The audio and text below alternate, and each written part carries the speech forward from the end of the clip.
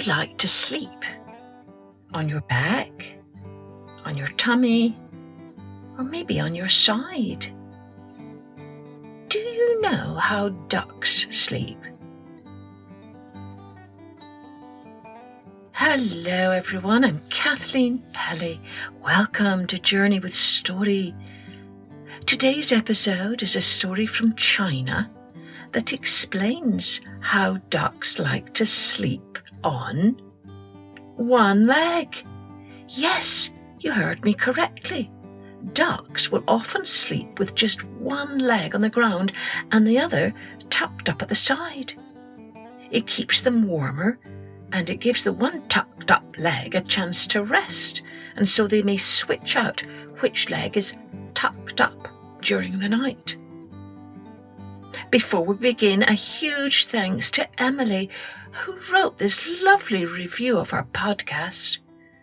Hi, my name is Emily. I am 10 years old and I loved your podcast and I always will. You have the best stories. My favourite story is the 12 Dancing Princesses. I just wanted to say that you have such a sweet voice.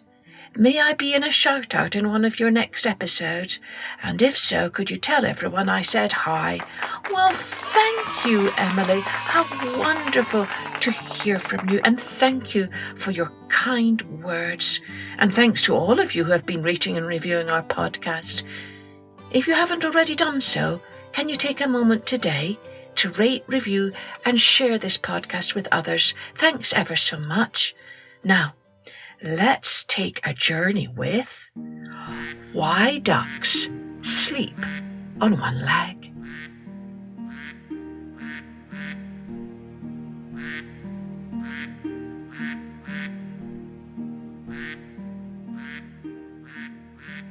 Have you ever wondered why ducks stand on one leg and tuck the other up under their feathers when resting or sleeping? They also have the habit of sleeping with their heads turned around backwards, nestled into their feathers, keeping one eye open to watch for predators. According to legend, there were 3 ducks who were born with only one leg. They couldn't run as fast as hens and roosters, and they had a hard time finding food. They also couldn't chase after the beavers, who had 2 large webbed feet to help them swim fast, and a large tail to help them steer. The poor ducks limped all over the rice fields until one day they tried to figure out why the Jade Emperor had given them only one leg instead of 2 or 4 like the other animals on Earth. They were not pleased.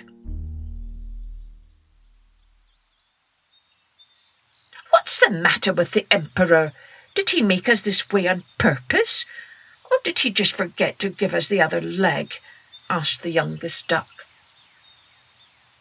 The second duck stood up high, looked around and said, Yes, we're the only one-legged creatures on Earth. We should have been created equal with the others. No one should be like us, stuck with only one leg. We struggle every single day. The oldest and wisest duck agreed. By all means, we should meet the Jade Emperor and ask for fairness and equality. He should give us another leg. While the 3 one-legged ducks discussed their plans to see the Jade Emperor, the rooster passed by and tried to listen to every single word.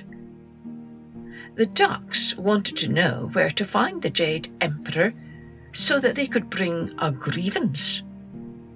First, we need to fly up there, little duck, pointing his wing up in the air, said. And I don't think any of us can fly that high. Oh, no, I remember now, said the second duck. Each year, the carps, those are just a type of fish, swim upstream and leap over the Golden Gate to be transformed into a dragon who protects the Jade Emperor in the Celestial Palace. But, brother, the little duck said worriedly, How can we swim upstream like the corpse? Oh, calm down, buddies, said the oldest duck. I suggest that we draft a letter first. Oh, no, none of us have experience writing a letter. We would have to consult someone, the second duck argued. As the three hopeless friends struggled to solve their problem, Mr. Rooster came out from the haystack and said, "Oh, don't worry, I'll help you draft a petition, and you don't need to fly up into the sky or swim upstream to meet the Jade Emperor." The ducks couldn't believe their luck. Mr. Rooster would be a great consultant. Within minutes, the rooster finished scribbling a letter of grievance. He passed it to the oldest duck and suggested that they meet the guardian of the village temple who would help them convey the letter to the Jade Emperor. "Hurry up and go to the village temple. It's about a 3-hour walk from here, so better scoot," Mr. Rooster urged. Thank you from the bottom of our hearts. We will never forget your kindness and your help," the ducks quacked happily in unison. Adding to their excitement, the rooster offered to go with them. The ducks were impressed by the rooster's knowledge, wisdom, and generosity. The 4 friends went up the hill, down to the river, and across the rice paddies for hours and hours, and finally they reached the village temple. They all looked around and searched for the temple guardian. The oldest duck held the letter tight under his wings. It was so quiet and peaceful. Suddenly they all heard loud voices coming from the temple. "Who replaced the incense burner on the altar?" "Ever heard of an incense burner with 6 golden legs? That's 3 legs too many."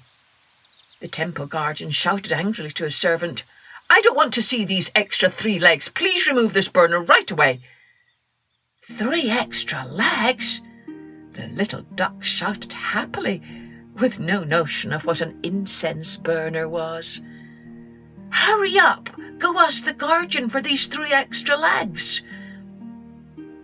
With the rooster's help, the oldest duck presented the letter to the guardian, who laughed. "Ha ha ha! I can understand when you want another leg. No one should have only 1. But these extra legs aren't duck legs. Are you sure you want them?" he asked. "Oh, yes, please. We will learn how to use them, even if they're not duck legs," the ducks replied. "Fine. Each of you can have 1 leg. But remember that these golden legs are precious," the guardian said.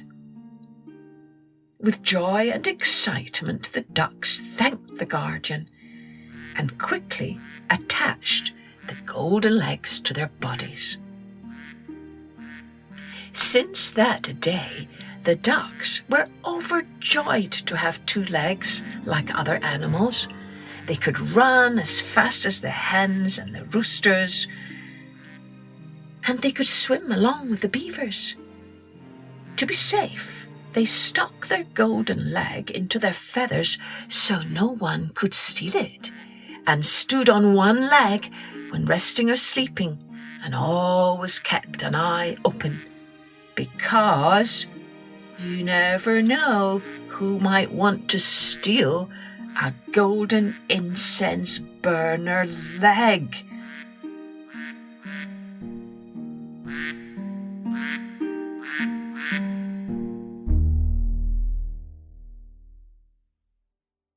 Well, can you imagine trying to sleep standing up on both legs, let alone just 1 leg? I don't think it would be very comfortable. But then again, we're not ducks, are we? Now don't forget, you can send us your drawings at www.journeywithstory.com. Just click on the contact page and download it there. Cheerio then. Join me next time for Journey with Story.